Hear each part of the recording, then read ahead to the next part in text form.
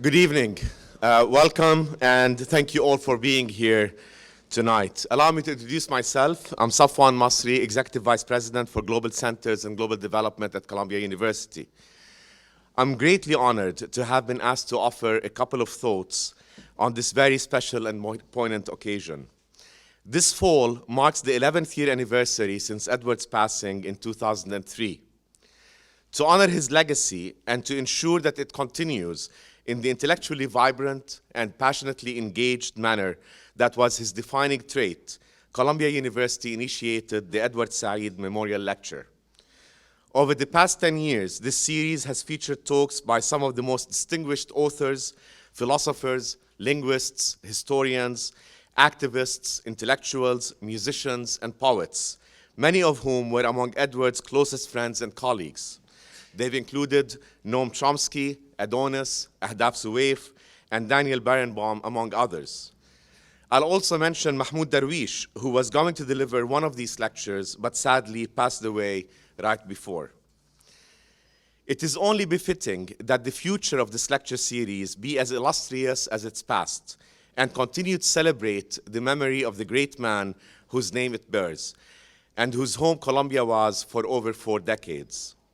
We are thus deeply grateful that we have wonderful supporters who have made generous commitments that will now allow us to endow this series in perpetuity.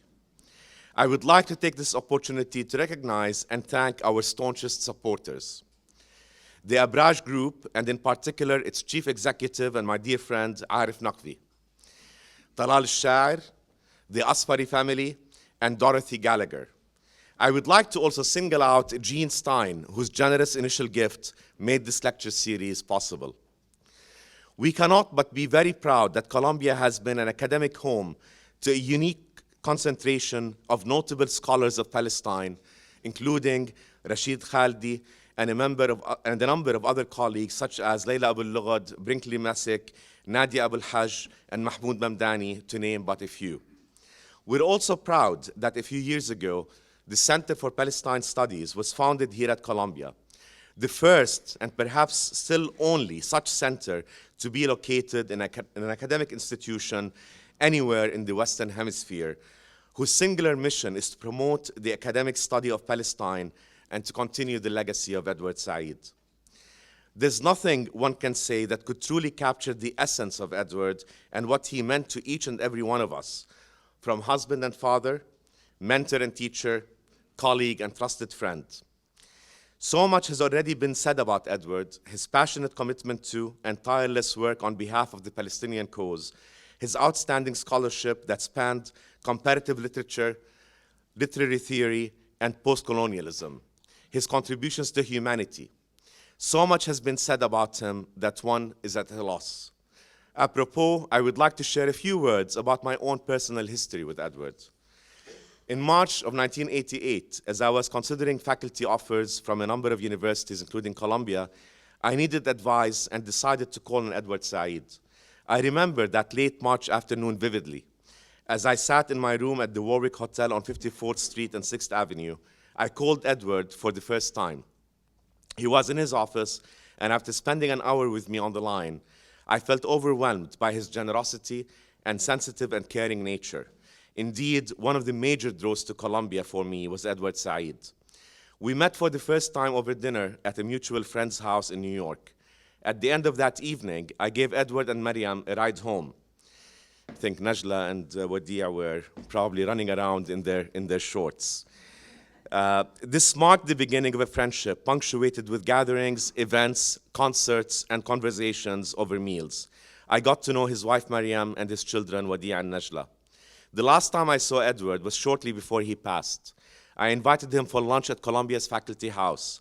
When I asked him how he was doing, he replied, "To the dismay of my enemies, I am still alive."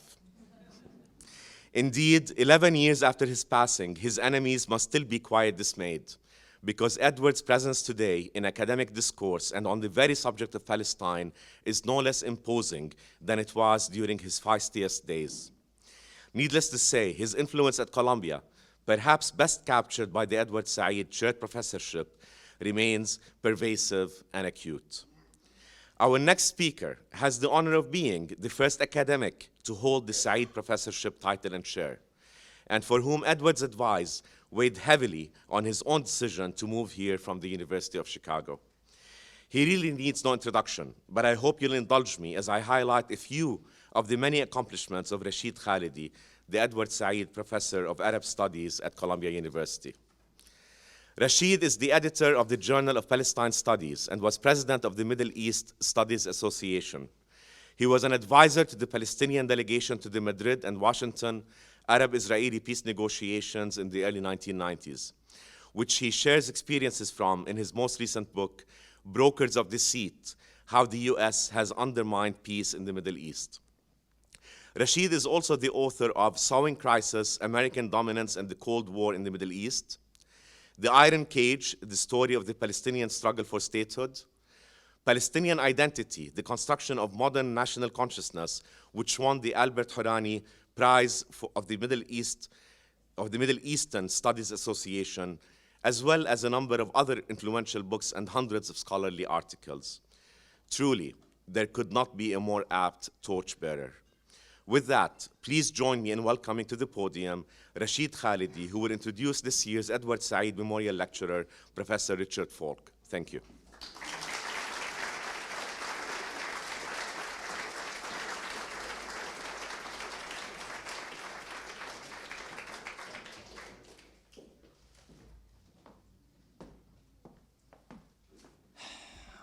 Thank you all for coming, and thank you for that over-generous introduction, Safwan.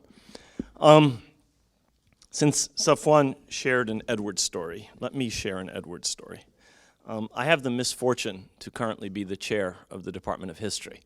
It's a distinguished department. I'm very proud to have that job, but it's a misfortune because you are basically the mother and father official, as the Chinese expression would have it, to 60 of your colleagues. And you learn about the difficulties of bargaining with them over salary and so on and so forth. And I am benefiting now, as I benefited in the past, from the advice of the only person I really learned from in these things, who was Edward.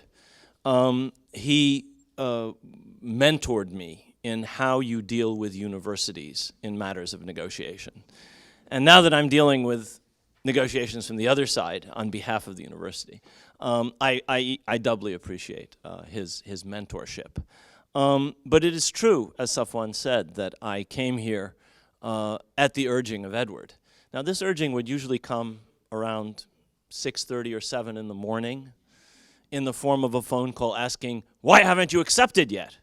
Is this not good enough for you, the Edward Said Professorship?" And I finally had to say to him, he started mainly with phone calls to my wife at 6:30, and then he would call me at 7 or 7:30 and continue. Finally, I had to say to him, "I'm just doing what you told me." And he said, "What do you mean doing what I told you?" And I said, "Well, you told me that the only time that anyone has any bargaining power in dealing with these powerful institutions is before you accept. The moment I say yes, I become chopped liver, and they take me for granted," which I've learned is actually true. So it was thanks to him that I came here. I really, it was an offer I could not refuse. It was an honor and a distinction that I still feel I have to live up to. And it's an enormous pleasure to introduce this year's speaker in the annual Edward Said Memorial Lecture Series. Richard Falk is obviously someone who needs no introduction, or there wouldn't be a line of people outside on Amsterdam waiting to get into this talk. He's someone who has shown, as I'm going to try and show you in the rest of my introduction, absolutely extraordinary scholarship. And I'll mention just a few of his enormously distinguished works. But he's also someone who has used that scholarship in ways to try and change the world. And that required enormous courage. It required a willingness to stand up to a level of vilification, which actually Edward knew and encountered, which I've tasted a tiny bit of, but which I think that Richard has really endured with enormous stoicism and bravery. I'm going to read a little bit of his biography, and I think you'll see that in his interventions in the world, he has brought to bear not just humanism, not just a sympathetic understanding for the lives of people, but extraordinarily distinguished legal scholarship. This is a man who has really written the book on various aspects of international law. He truly knows whereof he speaks. Richard Falk is the Albert G. Miliband Professor of International Law and Practice Emeritus at Princeton. He was a member of the faculty of that distinguished institution for 40 years. Since 2002, he's been visiting distinguished professor in global and international studies at the University of California, Santa Barbara. His bravery came during the 6-year term that he served starting in 2008 as Special Rapporteur on Occupied Palestine for the UN Human Rights Council.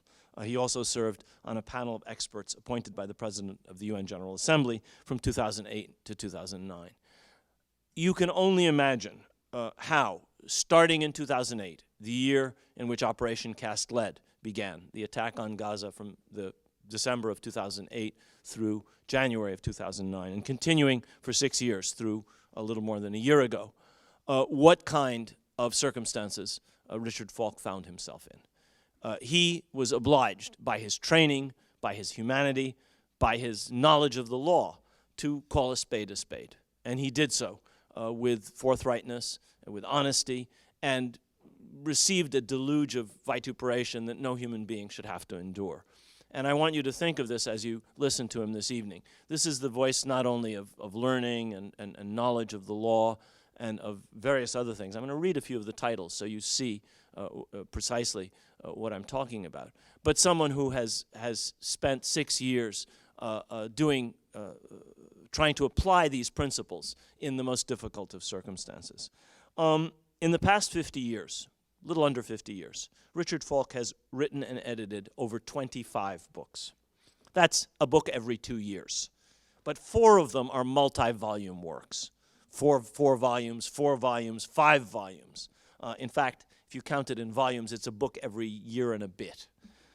These include, and I'm just going to read some of the titles: The Role of Domestic Courts in the International Legal Order, The Strategy of World Order, Legal Order in a Violent World. Think of these titles when you think of what he was doing as a UN Special Rapporteur on Palestine. The Status of Law in International Society, The Vietnam War and International Law.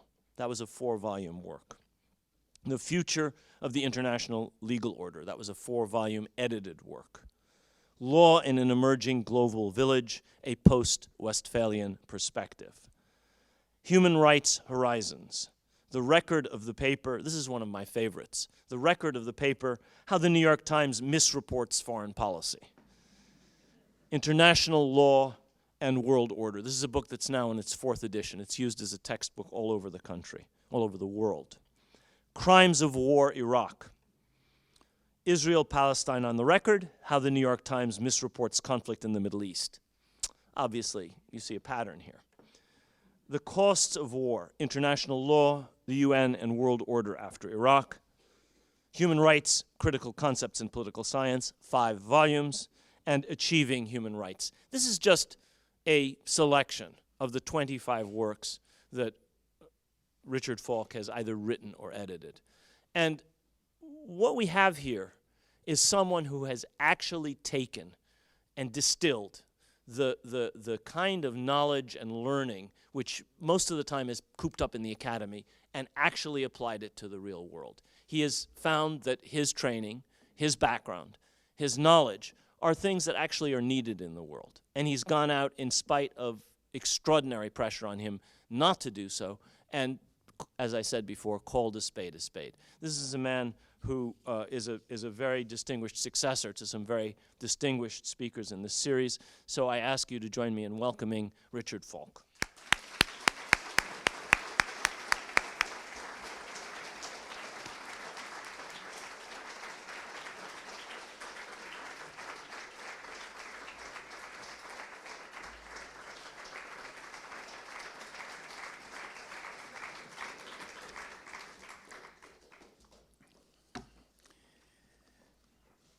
I should be quite angry at Rashid for introducing me in a way that I'm sure I can't live up to, but I'll forgive him.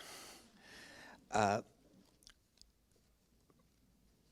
want to say, first of all, good evening to friends and colleagues and distinguished visitors here. I want to particularly acknowledge and send greetings to Edward Said's grandson and to my granddaughter, Juliet, who are gluttons for punishment. But I'm happy that they're here. I'm honored, saddened, and intimidated by the occasion of this lecture. Honored to join with the others who in preceding years have spoken so perceptively about the rich legacy left by Edward Said. Saddened because I am reminded strongly of my lost, cherished friendship with Edward, and what a cultural and political loss his death remains for many of us after more than 11 years.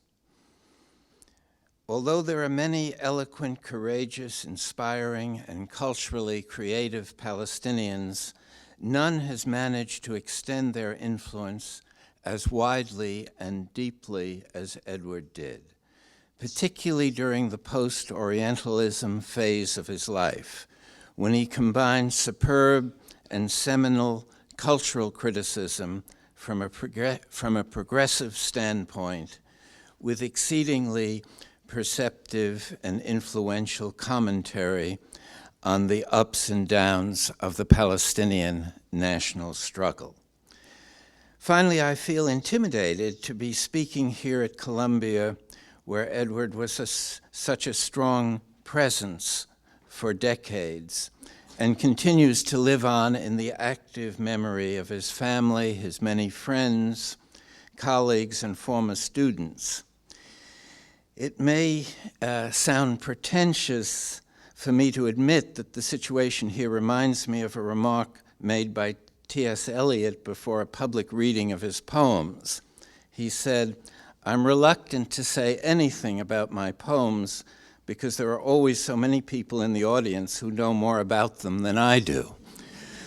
I have a similar predicament, as I know many here have a much more expert and sensitive knowledge of Edward's work than I do. My main attempt this evening will be to reflect upon Edward's fascinating essay entitled Lost Causes that combines intriguing literary assessments with his complex understanding of the Palestinian ordeal and destiny.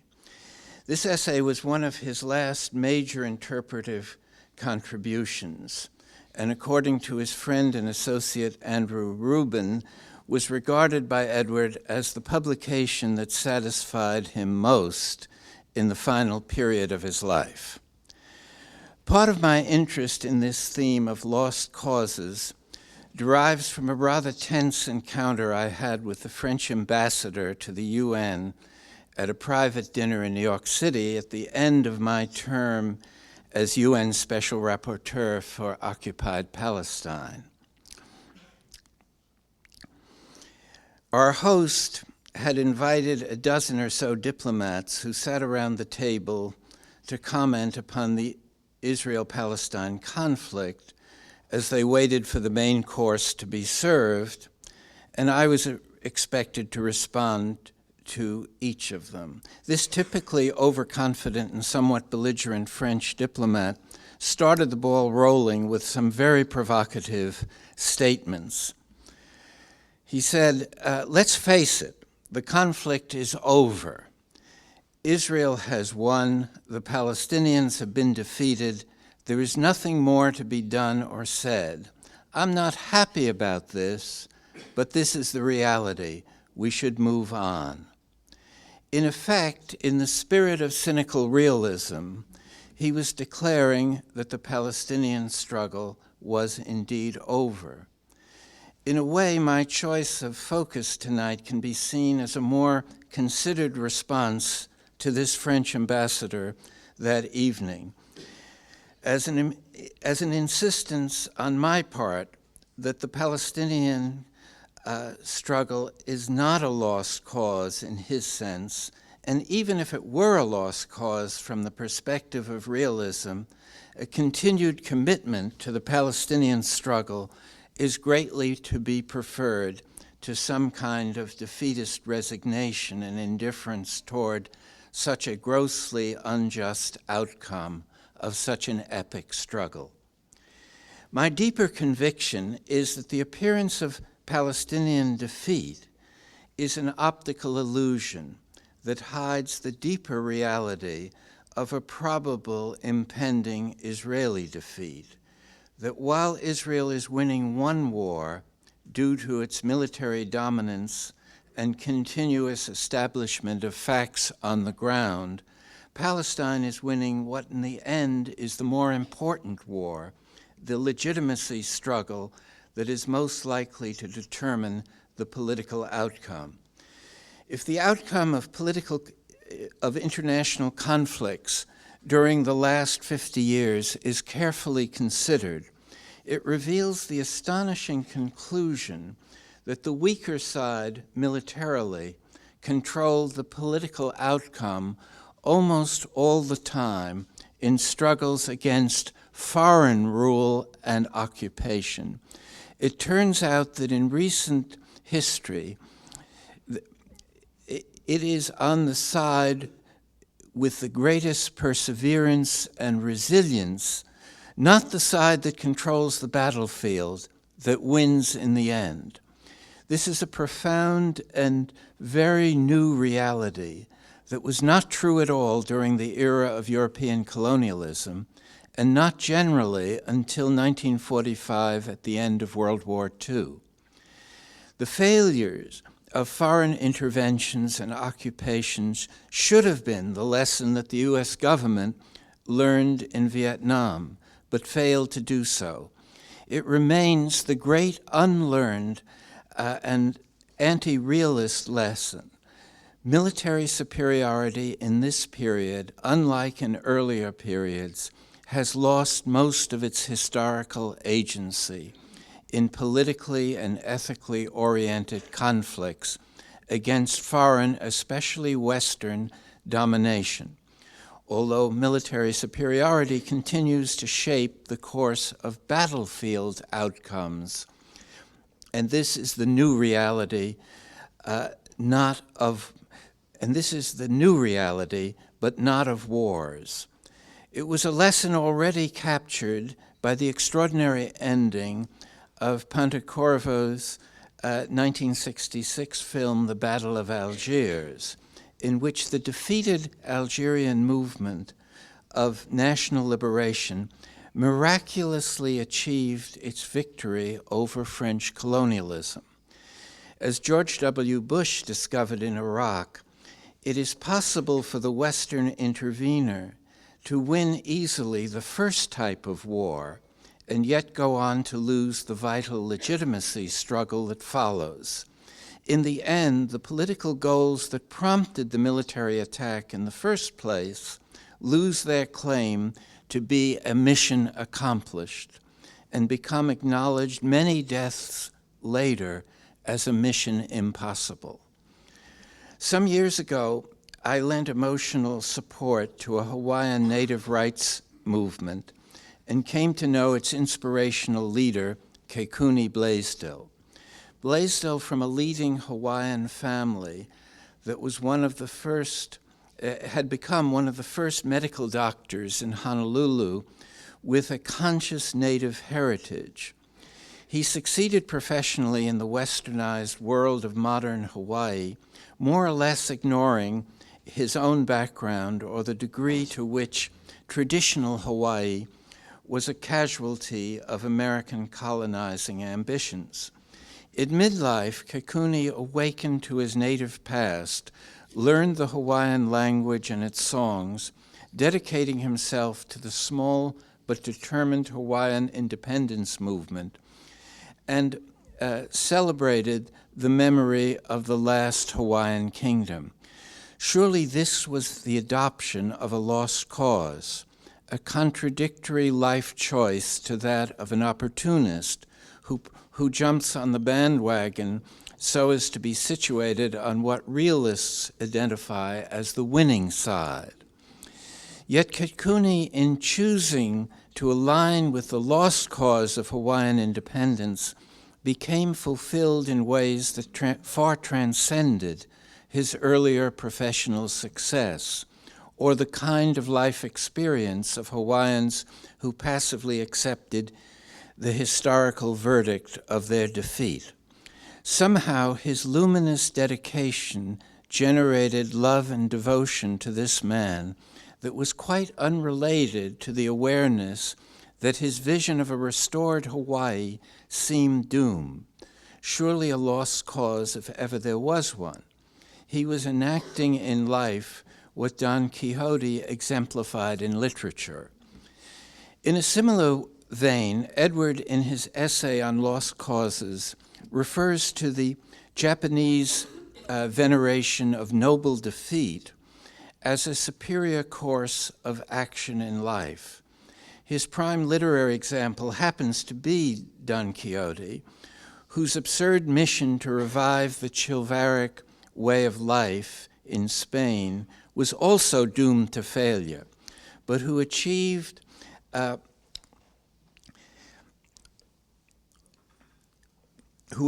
notable personal success in the midst of mundane failing by embodying in his life a vision that was redemptive.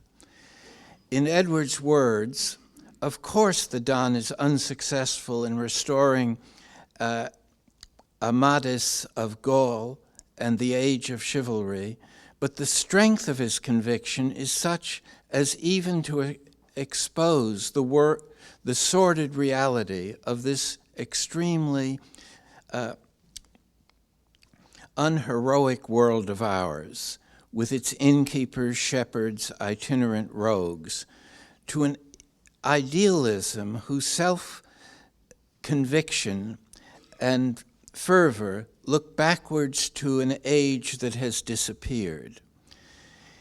This faith in the unrealizable achieves a fulfilling repudiation of what history has brought to pass, even if the glorified past cannot be tangibly reclaimed. Edward is careful to distinguish cultural tropes in the domain of literary imagination from the flesh and blood realism of political struggle. Near the beginning of the long essay, he identifies a lost cause as one, quoting him, associated in the mind and in practice with a hopeless cause, that is, something you support or believe in that can no longer be believed in except as something without hope of achievement. He goes on to say, the cause and belief has passed. The cause no longer seems to contain any validity or promise, although it may once have possessed both.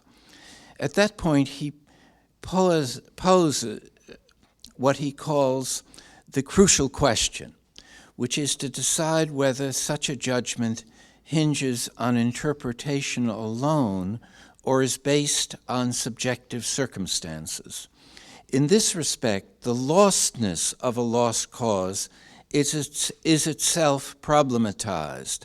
Edward himself refers to the example of pursuing Hawaiian independence, observing that what seems that at the moment may become, that what seems lost at the moment may become attainable at some future time when circumstances change, beyond our powers of anticipation, which they constantly do in real life. Ironically, of course, this was the experience of the Zionist project, which would have almost certainly have remained a lost cause without the drastically changed circumstances brought about by the Holocaust. But there exists a contrary view that effectively denies the contingency of experience and places its trust in the reliability of appearances. The French diplomat expressed this attitude by being so sure that the Palestinians had been defeated once and for all. Edward describes and rejects such an outlook as that of a strict determinist about the survival only of powerful nations and peoples. In that case, as Edward points out, the cause of native rights in Hawaii or gypsies or aborigines is always necessarily a lost cause, something both predestined to lose out and, because of belief in the overall narrative of power, required to lose. Before turning to the present phase of the Palestinian struggle, there is another general idea that relates closely to apparently lost causes that should lead to further reflections on lostness and failure. This additional line of thinking is suggested by the anti-realism of such seminal figures as Alain Baudeau and Slavoj Zizek. In effect, they argue it is only lost causes that have the empowering potential to address the challenges confronting humanity. In this sense, abandoning the Enlightenment legacy of relying on the guidance of instrumental reason, Zizek proposes what he calls a leap of faith. In his words, what lies beyond involves a leap of faith, faith in lost causes, causes that from within the space of skeptical wisdom cannot but appear as crazy. It seems worth observing that at one stage, Theodor Herzl, the founder of the modern Zionist movement, declared, "You don't have to be crazy to be a Zionist, but it helps." That is a burning faith in the unrealizable creates the possibility, however remote, that what seems beyond reach will at some point be reached. But why strike such a posture? Zizek's response, which I share and is very different from the focused craziness proposed by Herzl, is expressed as follows. In Zizek's words, the problem, of course, is that in a time of crisis and ruptures, skeptical empirical wisdom itself, constrained to the horizons of the dominant form of common sense, cannot provide the answers. And so one must risk a leap of faith. Put more simply, that the realm of the feasible, which is the theater of everyday politics, theorized as the art of the possible, cannot address the challenges confronting humanity or fragments of humanity as in circumstances of oppression, occupation, and servitude. From these perspectives, a dedication to what seems impossible from a realist perspective is in truth the only realism with emancipatory potential. It provides the only alternative to the sullen acceptance of the intolerable. In a global historical sense, this insight is most vividly appreciated by the inability of the powers that be to solve the challenges of nuclear weaponry and climate change that imperil the future of human civilization and even species survival, illustrating the impotence of reason in the face of such momentous challenges.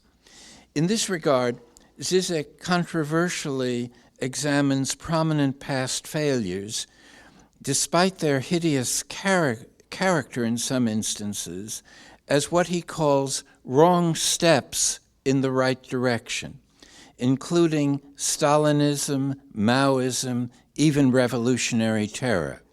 He quotes approvingly the provocation of Samuel Beckett.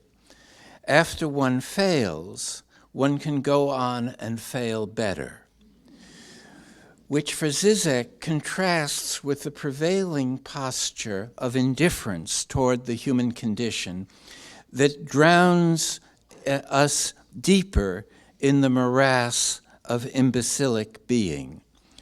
The courage to embark on a utopian project of the sort associated with revolutionary movements, even with its experience of disillusionment and failure, contains what Zizek calls a redemptive moment, because it displays the willingness to struggle and even die on behalf of a better human future. And without such a willingness, we humans now seem doomed to become an extinct species in the not-too-distant future. To summarize up to this point, the embrace of lost causes is not what it seems to be, so long as we reject the cynical realism or skeptical wisdom of my French diplomat. In effect, since we never know what the future holds, and much that once seemed impossible has actually happened, no worthy cause is definitively lost. Related to this affirmation is the idea that dedication to a noble cause, whether viewed as lost or not, is itself individually and collectively redemptive. Further is the realization that the history of struggle for true freedom and justice, despite being obstructed by the brutal forces of reaction, needs to continue. Without such aspirations and struggle, the world and we in the world are lost. Goethe expressed this thought in the patriarchal language of his day: "Him who strives, he we may save." It is also the destiny of Sisyphus, consigned to push a heavy boulder forever up the side of a mountain, knowing that near the top it will fall back again to the bottom, and the process must be repeated endlessly. When Albert Camus informs us that we can imagine Sisyphus happy, that the best we can hope for in life is to strive and struggle for what is better, even while doing so, we have the awareness that failure is inevitable and hope irrelevant, that Sisyphus is living out a life sentence in pursuit of what is truly a lost cause. When Edward turns in the middle of his Tanner lecture from literature to his own existential connection with the theme of lost causes, his comments are worth reflecting upon. He asked two preliminary questions. What if we try to grapple with lost causes in the public political world where effects on behalf of causes actually take place?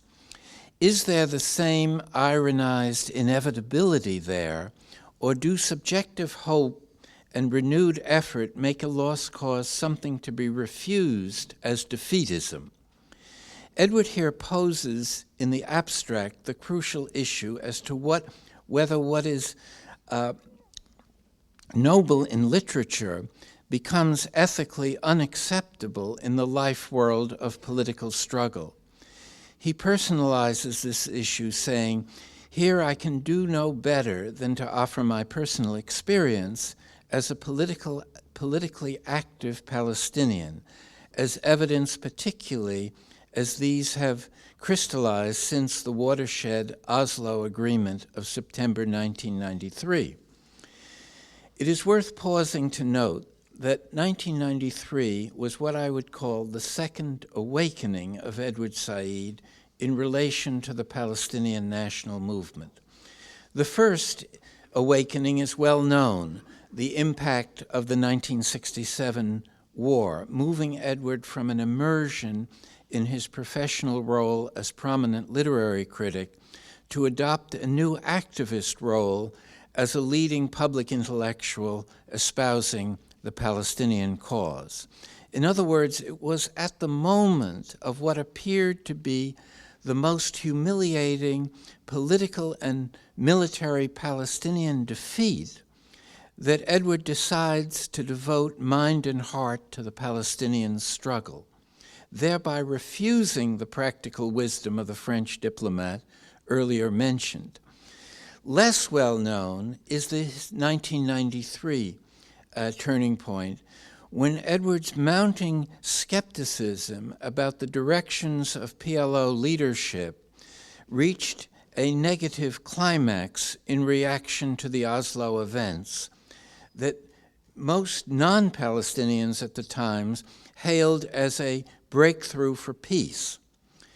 In my view, it was his judgment that Arafat and the PLO leadership, by agreeing to a diplomatic framework at Oslo that was slanted heavily toward Israel, had effectively surrendered and accepted an arrangement that amounted to a defeatist admission that the Palestinian struggle had indeed become a lost cause in the falsely definitive sense. Edward at that point resigned from the Palestinian National Council and pointedly refused to walk down this path of defeatism. More than 20 years later, the principled wisdom of his position is finally being widely acknowledged. I interpret the vote of a few days ago by the House of Commons in favor of recognizing Palestinian statehood as a belated and still somewhat ambiguous recognition of the futility of relying on the Oslo approach. Oslo insisted that only through negotiations could Palestine hope to move toward becoming a state, and by symbolically circumventing such a framework, the British Parliament was conveying the idea that it was unreasonable to deny Palestinian statehood any longer. As Omar Barghouti and others have pointed out, although the gesture was welcome, it means nothing if not reinforced by the recognition and realization of Palestinian rights, as including the right of self-determination.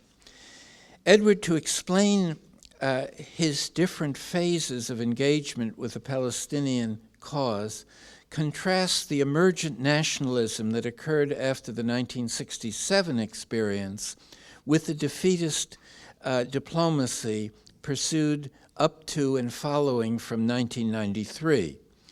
Indicting the PLO defeatism, Edward observes that it seemed neither appropriate nor really possible to see ourselves in terms of other dispossessed and forgotten peoples like the Armenians, American Indians, Tasmanians, Gypsies, and Australian Aborigines.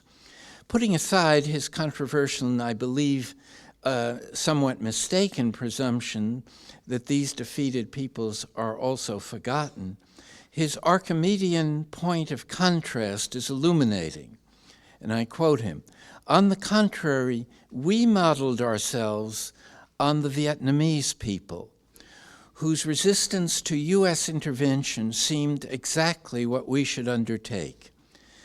And it was coupled with his acknowledgement of inspiration that he received from the writing of Frantz Fanon and the exploits of General Vo Nguyen Giap, the Vietnamese commanding general.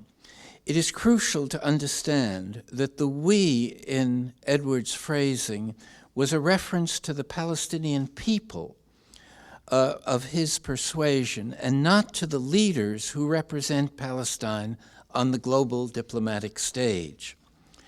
From the perspective of lost causes, Edward's choice of Fanon and Vietnam is illuminating. As already mentioned, the Vietnamese were somehow able to turn their totally lost cause on the battlefield, being completely dominated by American military superiority, into a miracle of political victory. This capacity of resilience and perseverance, what Palestinians call samud, on the part of the peoples of the South during the struggles against Western colonial rule is a reality that the United States and Israel have yet to appreciate, as borne out by their sequence of failed interventions in the period since the 9/11 attacks, in the Arab world and Afghanistan, and now against ISIS. For Edwards' commitment to the Palestinian lost cause was globalized, and he said, "We saw ourselves as a third world people, subjected to colonialism and oppression, now undertaking our own self-liberation from domination as well as the liberation of our territory."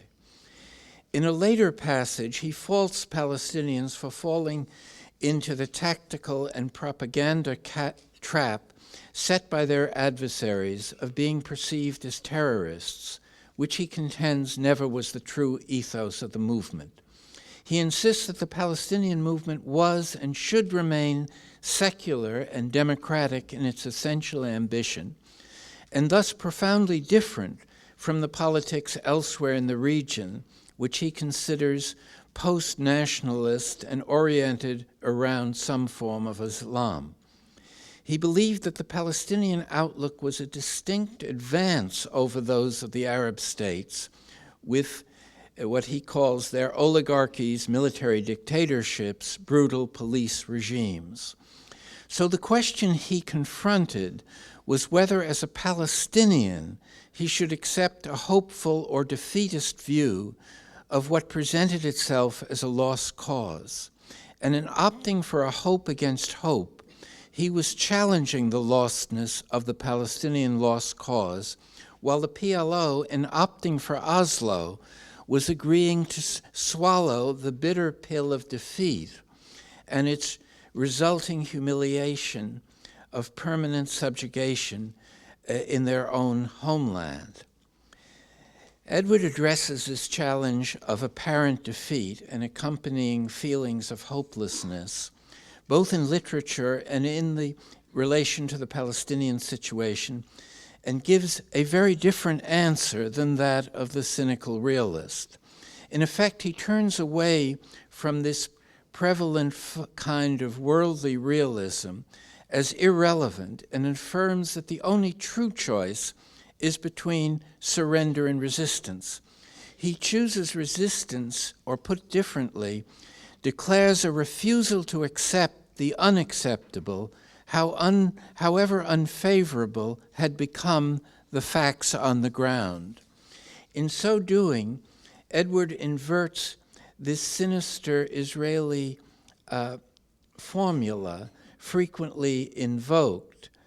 It is used to obtain a grudging acceptance by Washington of these de facto realities that are the result of trampling upon Palestinian rights under international law. So to appreciate Edward's rejection of Oslo as a framework for peace, it is necessary to consider what was wrong about it from a Palestinian viewpoint. I would point to five features. First of all, the fragmentation of the West Bank into areas A, B, and C, making untenable territorial coherence during the period of occupation. Secondly, the idea that Palestinian goals may be achieved on the basis of Israeli consent, despite already in 1967, the United Nations Security Council unanimously mandated a withdrawal from the territory occupied during the 1967 war. Thirdly, the designation of the United States as the permanent intermediary for these negotiations, despite its partisan alignment with Israel, which already was in the driver's seat from a diplomatic perspective.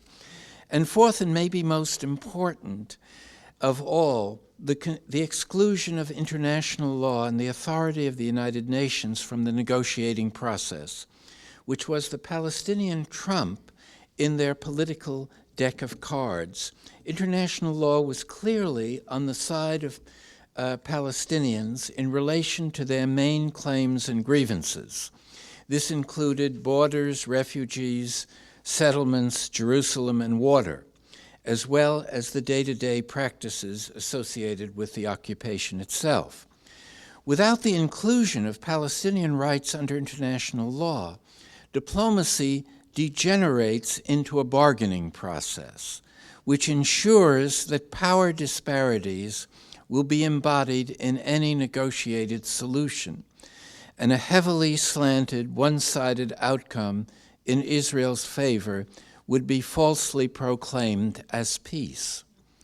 Even Palestinian objections to continuing Israeli settlement expansion as unlawful were rebuffed by Washington as unhelpful obstructions to the supposed peace process. The Palestinian humiliation was most vividly expressed by their acceptance of the 1993 Declaration of Principles that did not even refer to the Palestinian inalienable right of self-determination.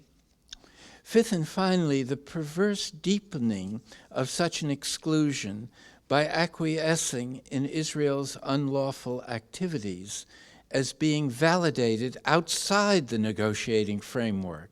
For instance, by George W. Bush's letter to Ariel Sharon in April 2004 to the effect that the U.S. government agrees that any end of the conflict must include the incorporation of the settlement blocks into Israel's territory.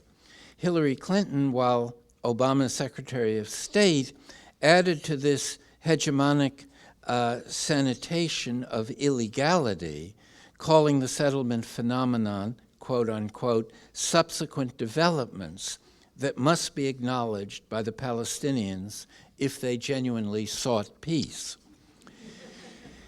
The unreasonableness of the deconstructed Oslo approach as a means to achieve a just peace is accentuated, in my view, by the prior unheralded forthcomingness of the PLO in its earlier endorsement of the 1988 Palestinian National Council decision to recognize Israel within its 67 borders.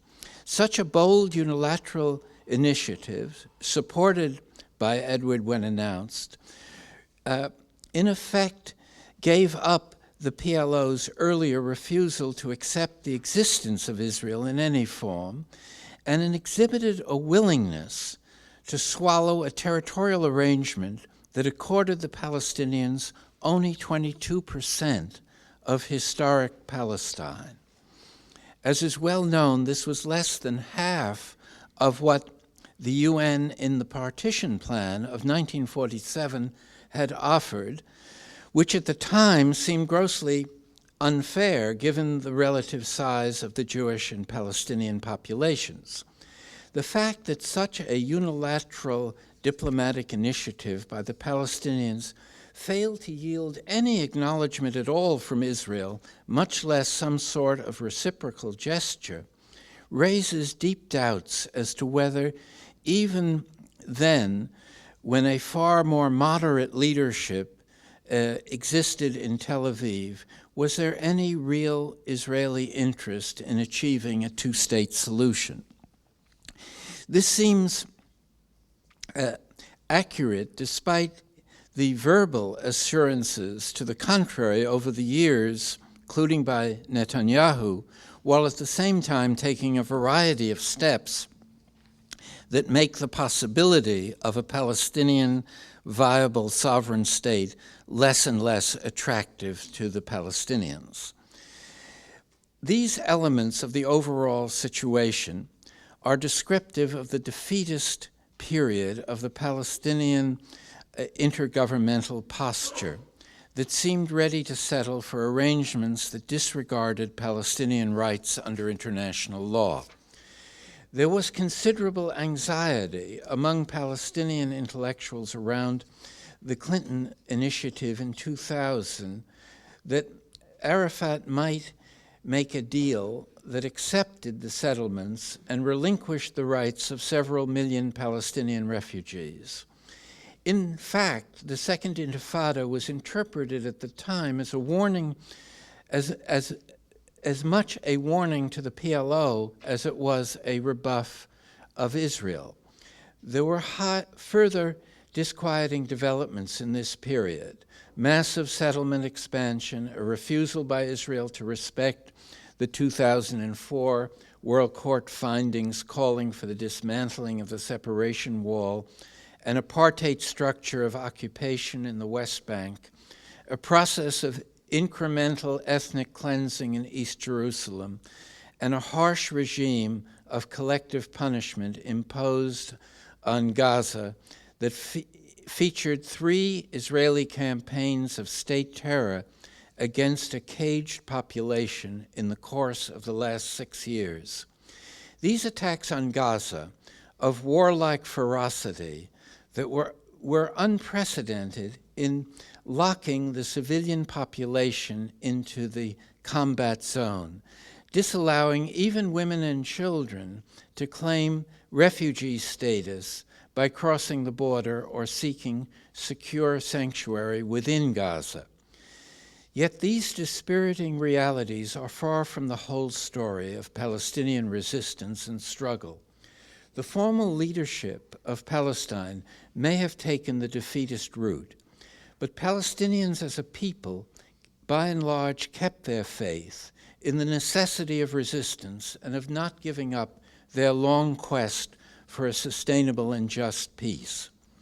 We need to remember that Edwards rejected the defeatist interpretation of the Palestinian lost cause, and in the process transferred his energies from the bankruptcy of top-down diplomacy to the empowering potential of bottom-up, people-oriented civil society militancy.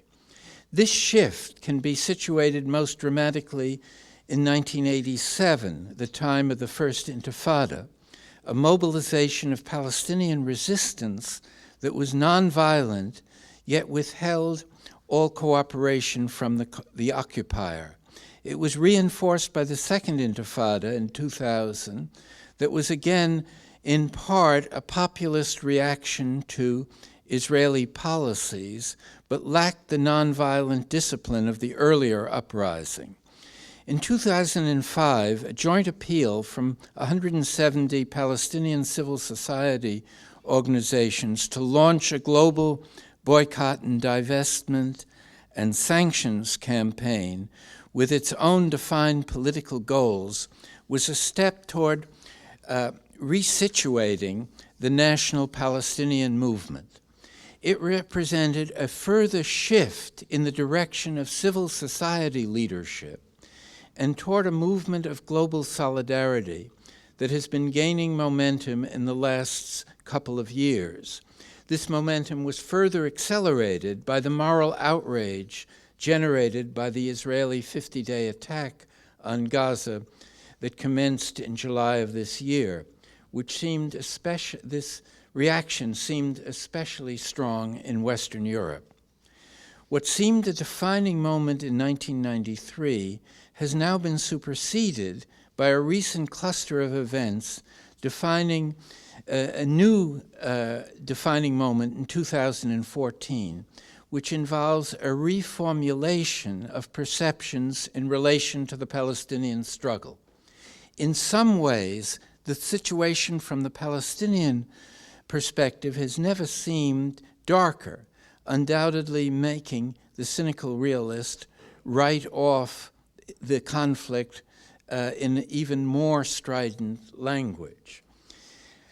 The direct talks between Israel and the Palestinians have collapsed, and the lack of commitment by the Netanyahu government has been made explicit.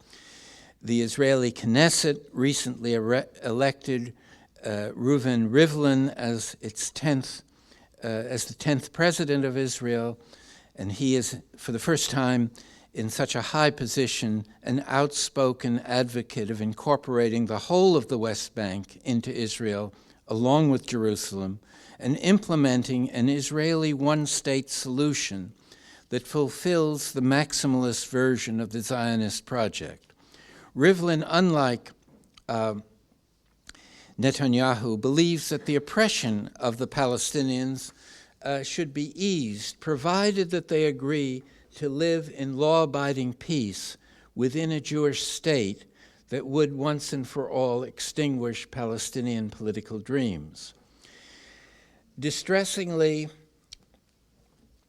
also, the Arab countries in this recent conflict actually sided with Israel because of their own priorities directed at defeating grassroots Islamically oriented political movements in the region.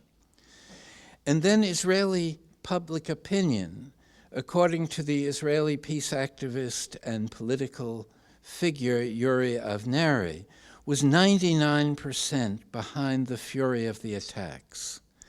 Others noted high-level and populist incitement to genocide during the conduct of Operation Protective Edge. Once more, Gaza was devastated by attacks that killed more than 2,100 Palestinians, injured another 11,000, and traumatized the entire population, which was, as I suggested, locked into the combat zone with no means of escape.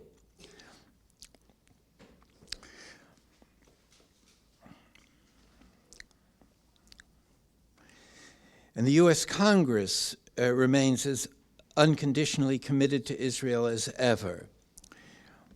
And to express its defiance of public opinion, Israel announced very dramatic settlement expansions that included the seizure of 1,000 acres of strategically located land between southern Jerusalem and Bethlehem, bisecting any prospective possible Palestinian state, and added 26 housing units to its approved list of what settlements could do to expand. This pattern of developments reveals an Israel facing little diplomatic pressure to resolve the conflict by negotiations and no incentive on its own to do so. For Palestine, there exists only a fragile unity between the PLO and Hamas and a debilitating dependence on Israel and the United States for the funds needed to maintain order in the territories under their administrative control. Yet in the face of this, one of the most brilliant Palestinian analysts of the conflict, Ali Abu-Nima, writes these startling sentences at the very beginning of his fine new book, The Struggle for Justice in Palestine, and I quote, "The Palestinians are winning. This might seem like hubris or even insensitivity. After all, in so many ways, things have never looked worse. We must ask, what does Abu-Nima mean by winning, and what basis can he have for being hopeful while being keenly aware of the dire situation facing the Palestinians? Abu-Nima is in effect telling my French diplomat to look deeper at the overall picture if he wants to understand the true reality of the situation. It is not a matter of how long you look that matters, but what you see. And what should we see? There are a few factors to consider: the discrediting of Oslo, the growth of the global solidarity movement, the moves toward Palestinian political unity, the recognition of Israeli criminality and American complicity as increasing pressures on the Palestinian Authority to take their complaints to the International Criminal Court, and growing evidence that Israel is more worried about what it calls the delegitimation project than about the threats posed by Palestinian armed resistance. And finally, the upsurge of regional extremism in the Middle East that could at some point undermine Israel's security. What Abu Nima sees that the realist, unblinkered vision misses are the legitimacy and psycho-political dimensions of conflict that are so crucial in our post-colonial world. These dimensions center on the powerful mobilizing impact on a population of a denial of its inalienable right of self-determination and other elemental rights. This is particularly so, as in the Palestinian case, if the denial rests on colonialist patterns of occupation that are partially sustained by links to geopolitical actors, in this instance, the United States. Such a denial of rights creates a deep awareness of illegitimacy that is further heightened by Israel's defiance of international law, UN authority, and universal standards of morality. It strengthens the political will of Palestinians to engage in resistance and creates a climate that encourages more militant forms of global solidarity. This interplay of national resistance and a supportive global public opinion manifested by various kinds of activism is what turned the tide against European colonialism throughout the world. So far, the Zionist movement, aided by a unique set of historical circumstances, has succeeded in swimming against this nationalist tide in the global South. It should be observed that this historical trend should not be confused with the struggles of national self-determination against native autocracies. Chechnya, Tibet, and the regimes that have emerged in the Middle East after the Arab Spring do not support the rose-tinted view that democracy, human rights, and economic well-being are part of the anti-colonial narrative as to the flow of history. Furthermore, these victories over European colonialism neither produced benign national governments from the perspective of human rights, democracy, and social justice, nor did these nationalist victories neutralize the economic, diplomatic, and cultural roles of global hegemonic forces led by the United States in many national contexts. Let me end with two clusters of conclusions. The Palestinian struggle remains a lost cause in the French sense so long as the Oslo approach of reducing Palestinian representation to moderate forces, excluding Hamas, and endowing the United States with the role of impartial mediator constitutes the peace process. As welcome as were the Swedish and House of Commons initiatives on Palestinian statehood, they were ambiguous to the extent that they justified their initiatives as support for moderate Palestinians that could, it was believed, revive direct negotiation, leading to a two-state solution. In effect, the message being sent is Oslo is dead, long live Oslo. These so-called moderates in Ramallah have proved themselves incapable of producing a sustainable and just peace. And if this is to happen, it must reflect the will of the Palestinian people and not their unrepresentative leaders. And it must not remain locked within a two-state mantra that has been made irrelevant by the passage of time. The second conclusion, the Palestinian struggle is more than ever a lost cause in the uplifting Edward Said sense of being centered on a commitment to Palestinian self-determination achieved by Palestinian resistance, reinforced by a global solidarity movement. This Palestinian resistance in its latest phase has gained momentum primarily through nonviolent tactics of increasing militancy and by rejecting the defeatist notion that the moderate voice of the Palestinian Authority can speak for the Palestinian people as a whole. This Palestinian public consensus also, by and large, rejects the view that Hamas speaks for the Palestinian people. Despite Hamas's recent popularity, even in secular circles, due to their resilience and resistance in the face of Israel's recent campaign. This second commitment to the Palestinian lost cause is politically premised on the realization that people throughout the world have demonstrated historical agency in relation to the right of self-determination, and especially in reaction to European colonialism. Such a resolve also includes accepting what Edward so often stressed, that achieving Palestinian rights should never be realized through a second disposition, this time dispossessing the Jewish presence in historic Palestine.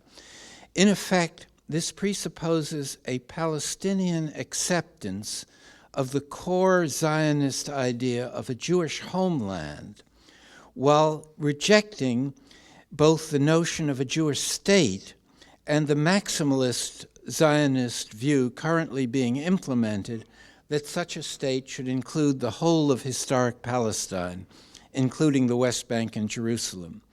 It is a hopeful sign that the Palestinian civil society consensus is also explicit in accepting a permanent Jewish presence in historic Palestine under these terms. Let me end with a reaffirmation of the complex relationship between our limited knowledge, especially of the future, and our political and moral will that has the irreducible freedom to create its own horizons.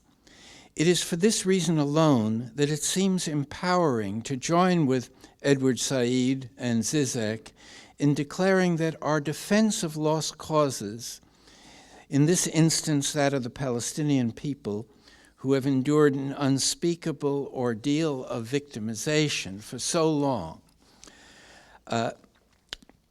as in South Africa, where in the end the racist white elites were able to remain after the collapse of the apartheid regime, it will take a comparable political miracle to reach a just and sustainable peace in Palestine that upholds the equal dignity of both peoples. In this spirit, I end with the enigmatic plea of the poet W.H. Auden: "We who are about to die demand a miracle." Thank you very much.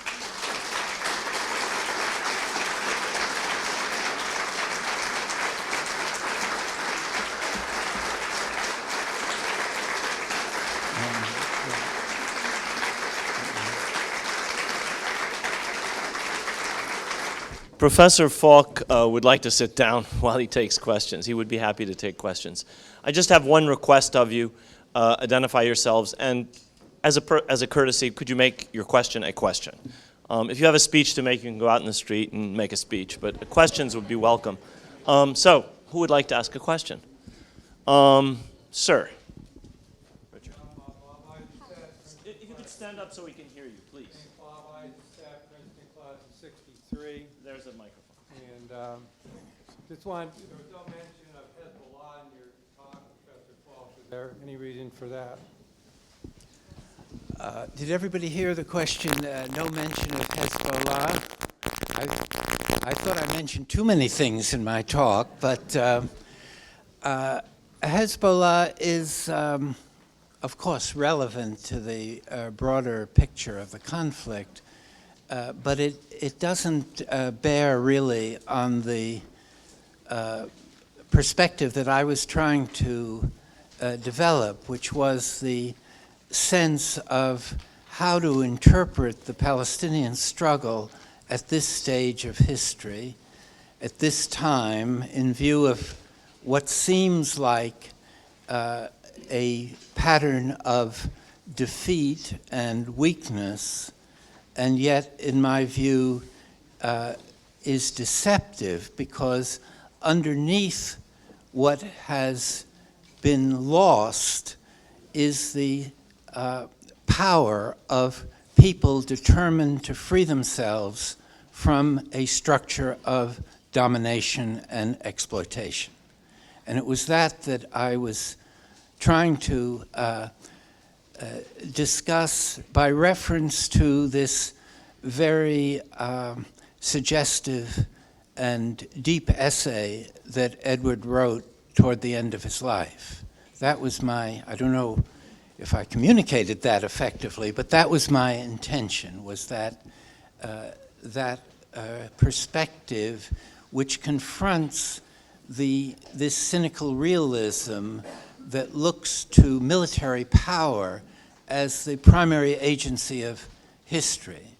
And I was trying to suggest that if you look more carefully at the way conflicts have been resolved since 1945, very few have resulted in victories by the militarily superior side if one limits the focus to conflicts involving struggles by oppressed peoples against foreign domination, and particularly Western colonial forms of domination, or military intervention to perpetuate those structures of domination.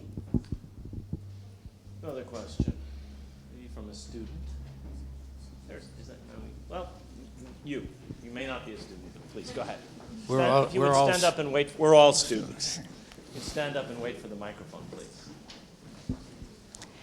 Thank you, Zahra Arat, University of Connecticut.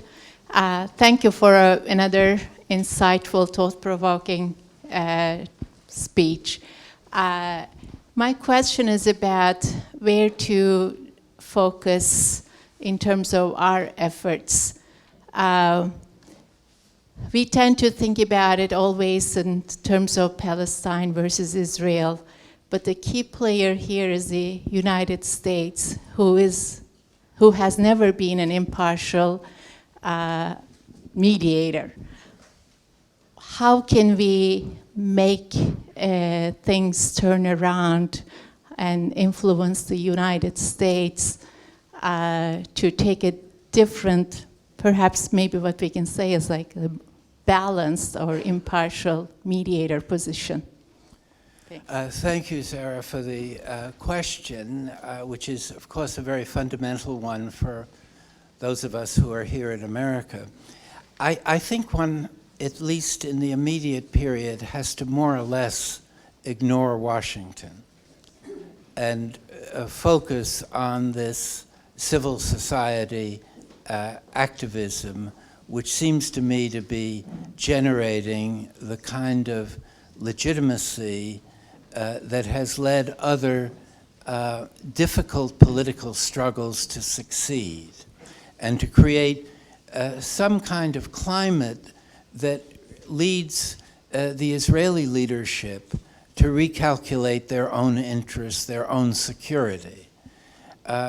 It's not going to happen in the context of intergovernmental diplomacy. One can maybe loosen the relationship slightly, as President Obama has at times seemed to try to do, but it doesn't affect the fundamental dynamics. The only thing that I think will affect it, and Israeli think tanks have sort of confirmed this by saying that the biggest threat to Israel comes from this delegitimation project. And what they mean by that is that when the pattern of commitment in the wider domains of public militancy reaches a certain threshold, it changes the balance of forces in a conflict. And those balance of forces cannot be calculated in hard power currency. We're living in a world where a lot of the behavior that shapes the outcome of conflicts really results from gaining command of the soft power instruments of change. Yes, in the front. Wait for the mic if you would. It's coming right up. Just a second. As soon as we can get it back. Oren Zarinkis, ex-Columbia, ex-United Nations. If somebody tells you this land is ours because God gave it to us, how do you get God to the negotiating table? I wouldn't try. No, of course, the whole difficulty with religiously grounded politics is that it is not susceptible to any kind of reasoned negotiation. And to the extent that Israeli society has increasingly subscribed to this religious and quasi-religious foundation of their maximalist claims, there's very little prospect that that will change. There's been just released a poll conducted by the Jerusalem Center of Public Affairs that shows that more than 75% of Israelis oppose any return to the 1967 borders, that they oppose any division of Jerusalem, and that they oppose any withdrawal of the IDF forces from the Jordan Valley. If you put those three conditions together, it makes this call for resumed negotiations either something that is a sinister deception or the ravings of people out of touch with the realities. Maybe a little of both. Over here, please. Hi. Wait for the microphone, please. I have. It's interesting. When I read that this morning, I had the fantasy that the Israelis wanted a binational democratic state for all. I didn't even see it in the more negative light. What I wanted to ask you is, I was the only American on the Jewish boat to Gaza, so I have a little bit of something to say here, which never got there. What I dream of a binational state, self-determined, really democratic state. But my question is about what to do with Zionism, and is there any way that Zionism can be changed into another form? Does anyone have any thoughts about that? It's an easy one. It's an interesting question. I'm probably not the best person to try to respond to it. I did try to suggest that the initial Zionist vision of a Jewish homeland is compatible with some kind of just and sustainable peace. What transformed that initial, it was a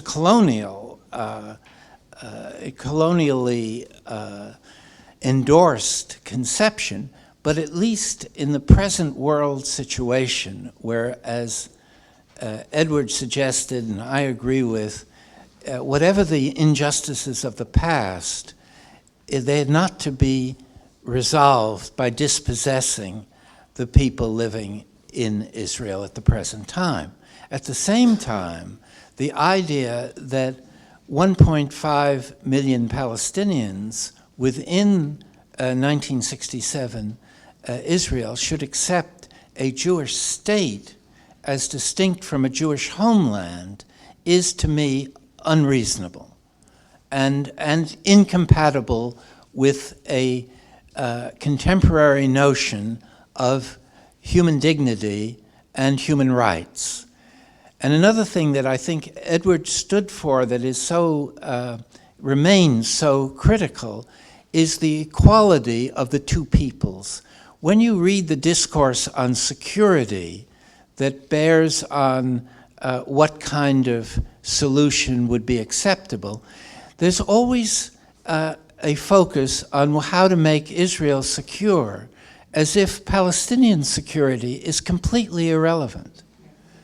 There's no consideration that the Palestinians have lived under the cruelty of pure vulnerability for over 60 years. And yet when the vision of peace is projected, it's Israel's security that alone is the subject of protection. And if there was a genuine motivation to achieve peace, both people's security would be considered as something that needed to be sustained.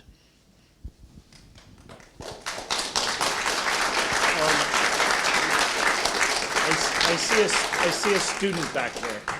Gentleman in red. This will unfortunately have to be the last question. I'm sorry. Just been told that that's it. Thank you. I'm Doron from Columbia Law School. I wanted to know if you think that Hamas's actions and statements during the last operation in Gaza promotes the Palestinian agenda or goals as you specified them, and if so, how? What statements are you referring to? Every statement that they have against the Israeli occupation, against the Zionist ruling of Israel, against all their agenda.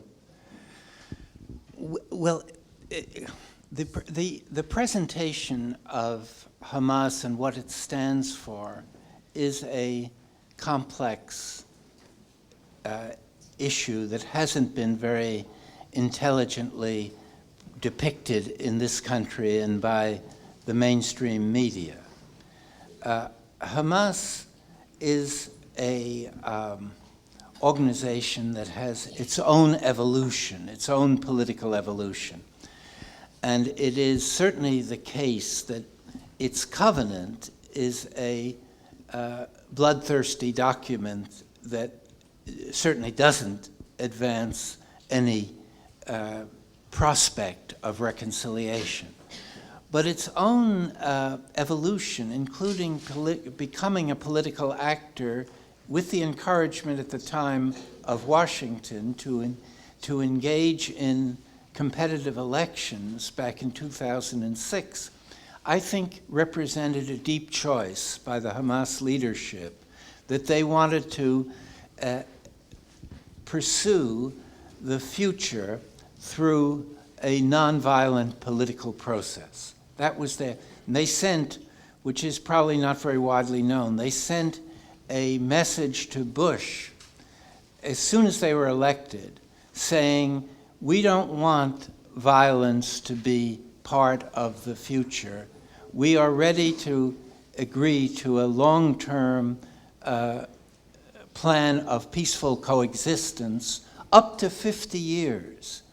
And I've had conversations with both Michel and Marzouk, two of the primary leaders of Hamas, both of whom have rather convincingly expressed their sense that they have no idea of liberating Palestine by armed struggle, and that they are ready for a political process of a long-term nature. And it is Israel that hasn't allowed them to escape from this terrorist box, because it serves their purposes of maintaining a kind of enemy that can be characterized as terrorist and therefore can be attacked at free will with no constraints. If we really seek peace and justice for both peoples, we will reconsider what Hamas represents and how properly to approach their role in a future Palestine. Just one more remark about this. I was at an off-the-record talk by John Major, the former Prime Minister of Britain, who talked about the conflict in Northern Ireland while he was Prime Minister, and said he only made progress in resolving that conflict when he stopped thinking of the IRA as a terrorist organization and began to realize that they were a political actor with grievances and claims. And if we want peace, and this includes Iran as well as Hamas and the narrower conflict, if we want peace, we have to learn to think politically and not engage in this stereotyping of our adversaries as unconditionally evil, while our friends are unconditionally good. Thank you. Join me in thanking Professor Falk.